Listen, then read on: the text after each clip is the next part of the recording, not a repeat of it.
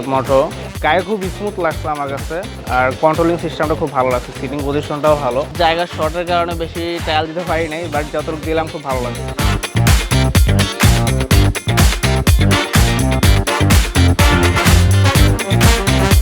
তো আপু, আপনি কোন বাইকটি ট্রাই করেছেন?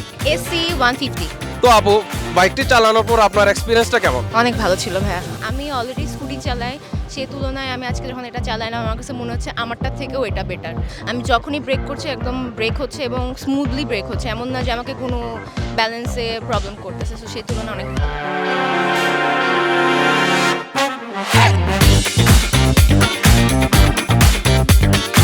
মেনলি আমি এসআর 300টা চালিয়েছি। এটার ব্যালেন্সিং বলেন, ইনিশিয়াল টর্ক বলেন, ব্রেকিং বলেন, সবই গুড।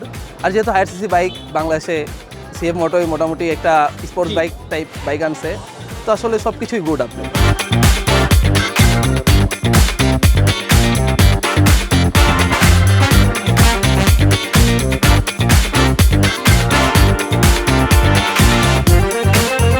যদি বলি ব্রেকিং পারফরমেন্সের কথা, সেটা কেমন ছিল?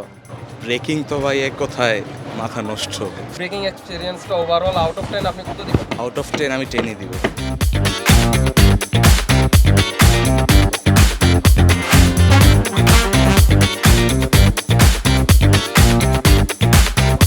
এটা সিটিং পজিশনের দিক থেকে প্লাস এটার টর্ক অ্যান্ড এটার colour, it's a good combination. So CF Moto is best. Speeding করতে ইজি ছিল, পিকআপ ভালো ছিল, অ্যান্ড ক্লাচ আর ব্রেকে কোনো তেমন একটা প্রবলেম হয়। বাইকের পারফরমেন্স আউট অফ 10 আপনি কত দিতে চাচ্ছেন?